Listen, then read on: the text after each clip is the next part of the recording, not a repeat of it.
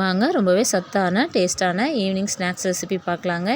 கோதுமை மாவு இனிப்பு பணியாரம் மேலே நல்லா மொறு மொறுன்னு உள்ளே ரொம்ப சாஃப்டாக இருக்குங்க. வாங்க எப்படி செய்யணும்னு பார்க்கலாம். 1.5 கப் அளவுக்கு கோதுமை மாவு எடுத்துக்கலாங்க. கொஞ்சம் அகலமான பாத்திரத்தில் எடுத்துக்கலாம், ஏன்னா அப்போ தான் நம்ம கட்டி இல்லாமல் கலந்துக்க வரும். அரை மூடி திருவின தேங்காய் சேர்த்திக்கலாங்க. தேங்காய் சேர்த்திட்டு ஒரு 1/4 ஸ்பூன் அளவுக்கு பேக்கிங் சோடா சேர்த்திக்கலாம். இட்லி சோடா உப்பு தாங்க. ஒரு சிட்டிக்கு உப்பு சேர்த்திக்கலாம். தட்டி வச்சுருக்க 4 ஏலக்காய் சேர்த்திக்கலாங்க. பவுடராக இருந்தால் கூட சேர்த்திக்கலாம். வெல்லம் வந்து அரை கப் அளவுக்கு வெல்லத்தை வந்து 1 டம்ளர் தண்ணி சேர்த்தி வடிகட்டி எடுத்து வச்சுருக்கேன், ஏன்னா தூசலாக இருக்குன்னு. அதை சேர்த்திக்கலாம். இது சேர்த்திட்டு நம்ம நல்லா கட்டி இல்லாமல் கலந்து எடுத்துக்கலாங்க. நல்லா கட்டி இல்லாமல் கலந்துக்கலாம், அப்போ தான் நமக்கு வந்து கரெக்டாக இருக்கும்.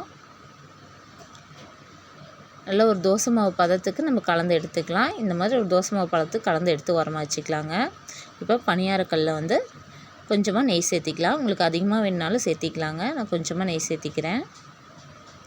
சேர்த்திட்டு மாவு ஊற்றிக்கலாம். எல்லா குழிலையும் மாவு சேர்த்திக்கலாங்க. அடுப்பு வந்து நல்லா மீடியம் ஃப்ளேமில் வச்சுக்கலாம் மாவு ஊற்றிட்டு, ஏன்னா வெல்லம் சேர்த்திருக்கனால சீக்கிரமாக கலர் மாறிடும். 1 சைடு வெந்ததுக்கப்புறமா பொறுமையாக திருப்பி விட்டுக்கலாம். ஏன்னா இது கோதுமை மாவுங்கனால ரொம்ப சாஃப்டாக இருக்குங்க. பொறுமையாக திருப்பி விட்டுக்கலாம். இப்போ 2 சைடும் நல்லா வெந்ததுக்கப்புறமா எடுத்துக்கலாம்.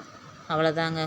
ரொம்பவே டேஸ்ட்டான சத்தான கோதுமை மாவு இனிப்பு பணியாரம் ரெடி ஆயிடுச்சுங்க. நீங்களும் செஞ்சு பாருங்கள்.